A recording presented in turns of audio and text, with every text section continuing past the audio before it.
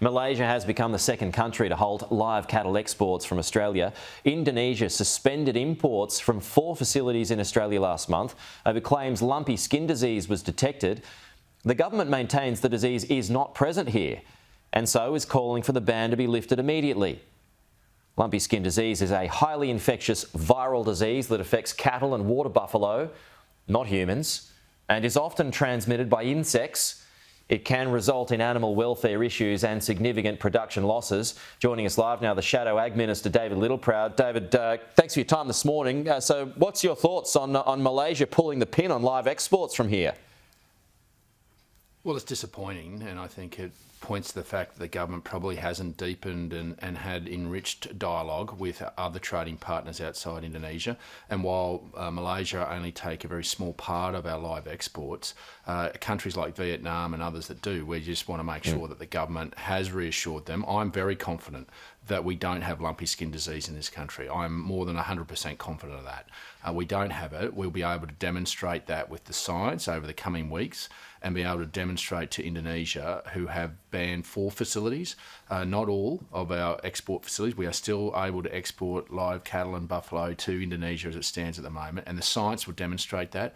But we need calm, but we also need leadership from the government to be talking to our trading partners to give them that reassurance. We have a world-leading Chief Veterinary Officer in Mark Shipp. He, in fact, was chair of the World Animal Health Organisation for a number of years, so has real currency in the national community, and it's important that we continue to protect our reputation internationally. And I just think the government probably hasn't thought about this too much in terms of the dialogue they're having with other trading nations. I mean, what else can it do, though? I mean, just looking on the government websites, it says it's not here. It says lumpy skin disease is not here, and it's made approaches. The Chief Veterinary Officer has made approaches saying that as well.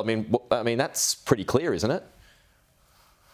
Well, this is about the minister to minister, making sure that there is no uncertainty about this, about picking the phone up, having that dialogue with your counterpart in these other countries where we export to reassure them, to reassure the science is right, that we're making all the international declarations we should be, and that's just about providing that assurance. Because Malaysia's gone a step further. They've banned all facilities from Australia, so hopefully we'll be able to open that dialogue up with them very soon and reopen that as we will with Indonesia. The Indonesians have been very mature about this and very reasonable, and I think we'll be able to demonstrate this with science and be able to work collaboratively with the Indonesians through this. But it's important that government ministers take a leadership role and talk to their counterparts to make sure there's no unintended consequences of misunderstandings of information. Hey, just while I got you, David, before we go, just on these dispensing rules, I mean, James Patterson just talked about, part of the reason why the coalition's against it is because of the hit on pharmacies in regional areas. You know, you're an MP for a regional area.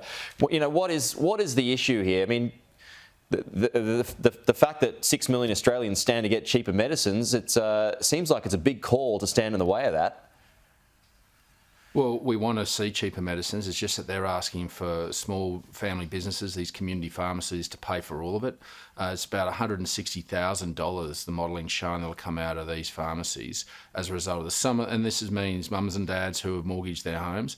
And there's 432 pharmacies in rural and remote Australia that are the only primary health care those communities have. And if they're unviable and they shut, we get nothing and we have nothing. And there's over 20,000 potential jobs that could be lost in what is a feminised industry. What we're saying is to the government is just to sit down with the Pharmacy Guild. There is pathways through this, whether that's further scope of practice, letting them do more, but they're going to have to raise funds and be able to pay their mortgages, these pharmacists, and that's where they're looking at Webster packs that go into aged care and will go to Indigenous Australians as well.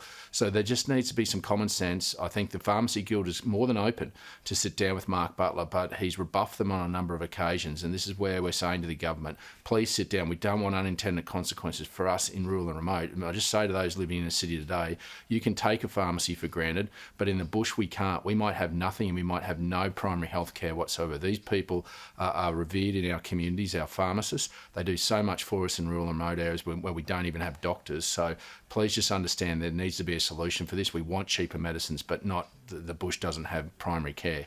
Okay. David Littleproud, thanks for your time.